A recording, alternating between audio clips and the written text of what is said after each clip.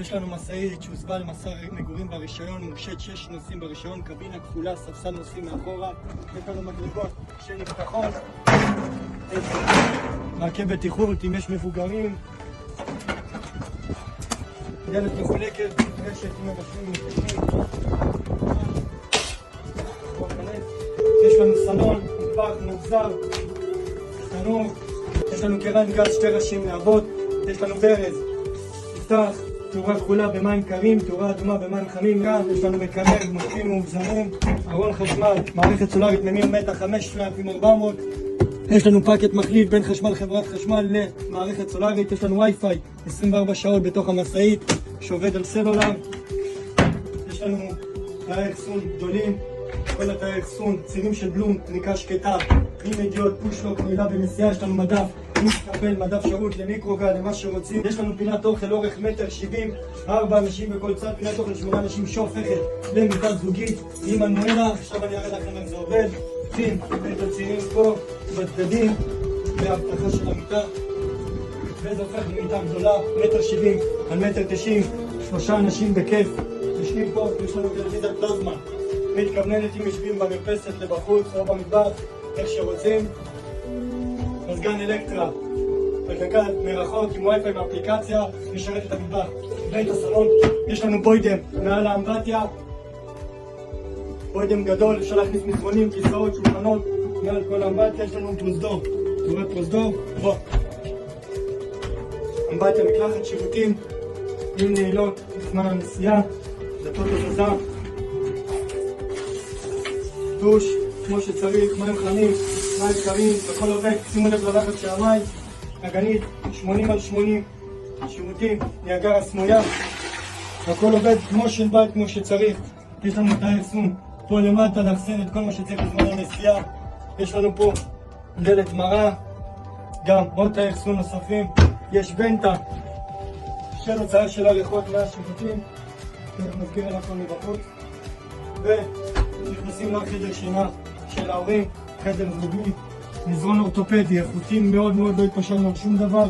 עוד חלון נפתח, יש לנו עוד מזגן נפרד אלקטרה, גם בחדר שינה, 1.25 כוח סוס, טלוויזיה פלזמה להורים, תאי אחסון מסביב לכל החדר, גם נעילות, פריקה שקטה, כל צירים של בלום איכותי. יש לנו שקר סיליקון חיצוני, חיבור גנרטור או בחניון מסודר שאפשר להתחבר מבחוץ ולא לעבוד על הסולארית. יש מפתח שבעצם פותח את המרפסת שמש.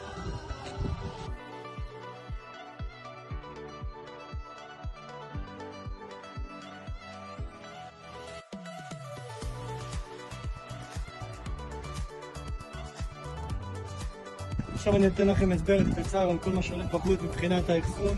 צער ראשון, 4 מצברים של פריקה עמוקה, יש לנו בלון גז של בית, יש לנו חילוק של כל המערכות גז, יש לנו לגז בתוך המשאית, יש לנו למחמם מים במשאית, לדוד, ויש לנו עוד התקן גז למנגל חיצוני או לכל דבר אחר שאפשר. יש לנו כמובן מקלחת חיצונית, מים חמים, מים קרים, לילדים שישטפו את עצמם לפני שנכנסים למשאית. יש לנו חיבור מים חיצוני, אם לא רוצים להשתמש במכלים, חיבור מהיר בחניונים. יש לנו מכל מים נקיים, ויש עוד מכל נוסף שנמצא בתוך המשאית שהגדלנו, יש אופציה להוסיף עוד מכלים. יש לנו מכל שני, מכל מים שחורים, שזה מכל רק לאסלה, למי שפכים, עם פתח ריקון ועוד פתח לשטיפה של המכל לאחר השימוש. ומכל מים, זה מכל מים אפורים, שזה מקלחת וכיורים, שזה מים שאפשר למחזר, להשקות עצים. ושים לב, בוא איתי, תראה להם את החנוכיה, הכל צינורות פייס גולד של בית. יש לנו פה משאבת מים ביתית שנותנת לחץ חזק של 5 בר. יש לנו כל הקווים של המים הקרים, קווים של מים חמים, הכל מחולק, לכל אחד יש ברז בנפרד.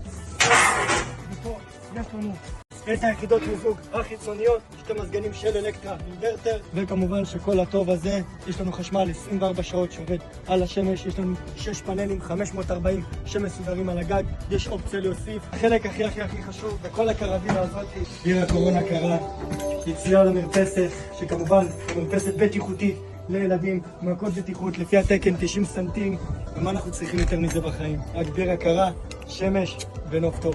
לחיים ולפרטים, צרו קשר איתנו.